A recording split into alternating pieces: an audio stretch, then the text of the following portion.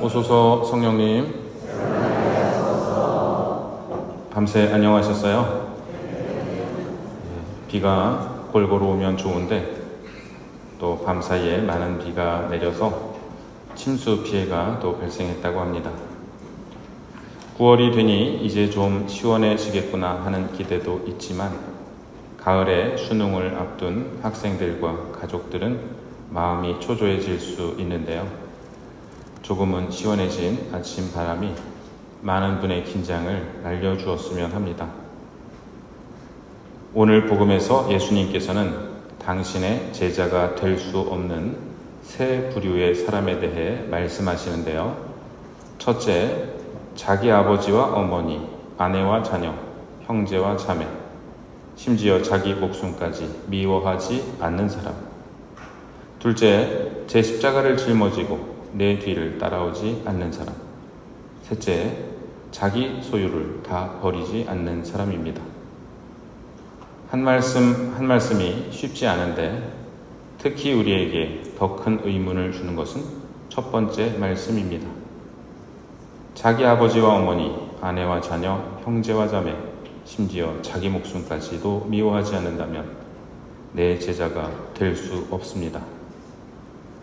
이 말씀에 대해 아우구스티노 성인은 원수까지 사랑해야 하는데 자기 가족은 미워해야 하다니 너무나 역설적이라고 말씀하셨습니다. 과연 그런 것 같습니다. 원수도 사랑하라 하셔놓고 왜 가족은 미워하라고 하셨을까요? 그런데 이 말씀에서 미워하라는 단어는 실제로 미워하라는 의미가 아닙니다. 유다인의 어법은 덜 사랑하다라는 말을 미워하다로 표현하기도 합니다. 그래서 가족과 자기 목숨도 미워하라는 말씀은 세상 어느 누구도 어느 것도 가장 윗자리에 두지 말라는 말씀으로 이해됩니다. 아우구스티노 성인은 사랑의 질서라는 개념에 대해 말씀하셨는데요. 우리 삶에서 사랑의 질서가 잘 잡혀 있을 때 행복하고 사랑의 질서가 무너질 때 불행해진다고 하셨습니다. 예를 들어 이웃집 사람들을 사랑하는 것은 좋은 일이지만 내 가족보다 더 사랑하면 문제가 됩니다. 이때는 사랑의 질서가 무너진 것입니다. 막스 쉘러라는 독일 철학자는 사랑의 질서와 관련하여 4가지 수준의 가치를 구분했는데요.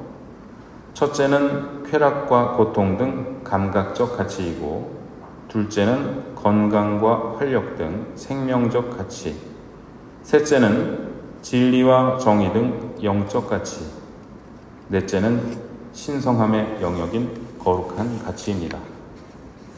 올바른 사랑의 질서는 낮은 가치를 넘어서 더 높은 가치를 더 사랑하는 것이라고 쉘러는 말합니다. 이러한 이론에 도움을 빌자면 예수님 말씀은 가족과 자기 목숨 등 생명적 가치보다 거룩한 가치를 더 사랑하라는 말씀으로 이해할 수 있습니다. 예수님께서는 두 번째로 제 십자가를 짊어지고 내 뒤를 따라오지 않는 사람은 내 제자가 될 수 없다고 하십니다.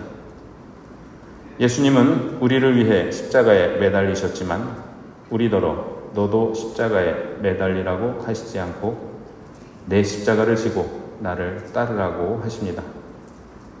예수님을 따르는 것은 한 번의 결심으로 이루어지는 것이 아니라 일상의 삶에서 꾸준히 예수님의 뒤를 따르는 삶입니다. 지난 주일에 겸손에 대해 말씀드리면서 언제 어디서든 예수님께서 가장 낮은 자리에 계심을 알아차리고 예수님보다 아랫자리에 앉는 것이 겸손이라고 말씀드렸는데요. 자기 십자가를 지고 예수님을 따르는 것 역시 마찬가지인 것 같습니다. 조롱과 비웃음을 당하더라도 앞에서 걷고 계신 예수님의 뒤를 묵묵히 따르는 것이 제 십자가를 지고 예수님을 따르는 길입니다. 이어서 예수님께서는 자기 소유를 다 버리지 않는 사람은 내 제자가 될 수 없다고 하십니다. 이와 관련하여 2가지 비유를 드시는데요. 하나는 탑을 세우기 전에 공사를 마칠 만한 경비가 있는지 먼저 계산해 보아야 한다는 말씀이고, 다른 하나는 임금이 다른 임금과 싸우러 나갈 때 맞설 수 있는지 먼저 따져보아야 한다는 말씀입니다. 예수님은 지금 예루살렘으로 향하고 계십니다. 거기에서 예수님은 붙잡혀 매맞고 고문당하고 돌아가실 것입니다. 이 길에 많은 군중이 따르고 있습니다. 그런데 그들 중 많은 이들은 예수님께서 베푸신 기적에 신기해하면서 충동적으로 예수님을 따르고 있는 것 같습니다. 예수님은 이들을 향해 당신을 따르는 것이 무엇을 의미하는지 말씀하십니다.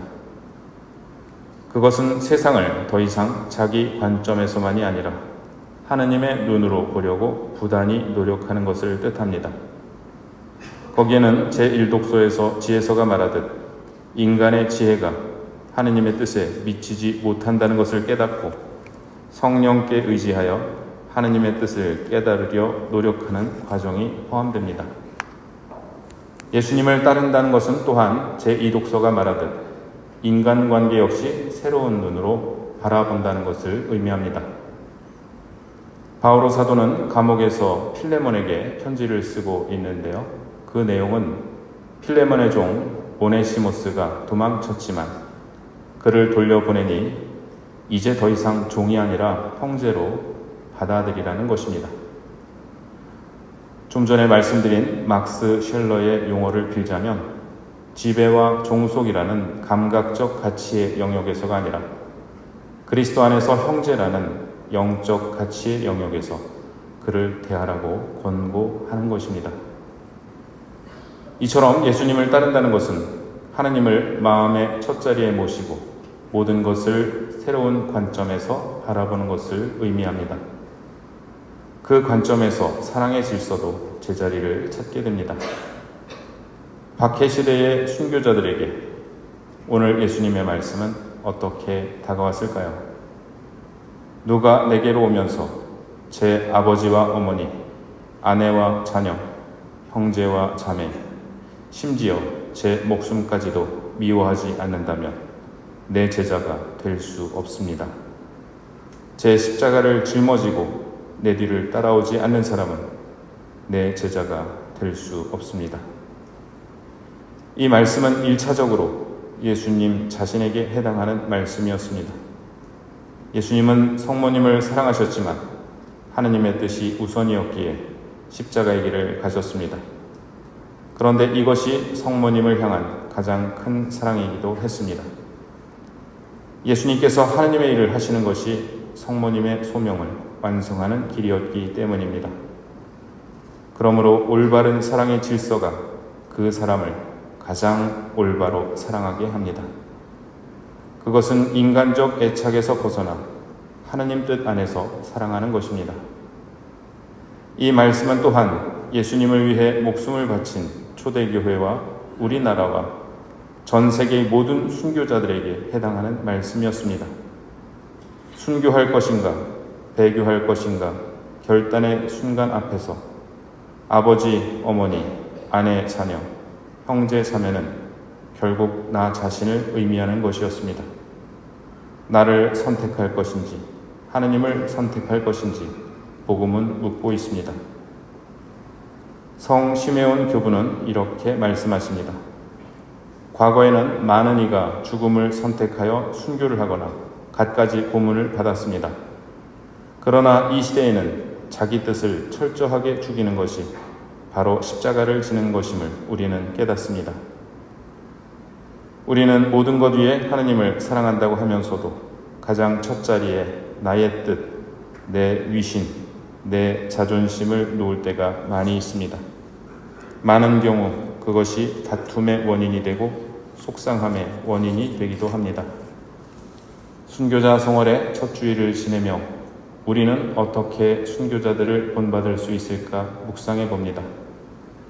나의 뜻을 내려놓고 하느님을 선택하는 일상의 선택, 작은 희생, 꾸준한 충실함이 오늘날의 순교입니다. 무엇이 내 마음의 첫자리를 차지하고 있는지 성찰해 보아야겠습니다.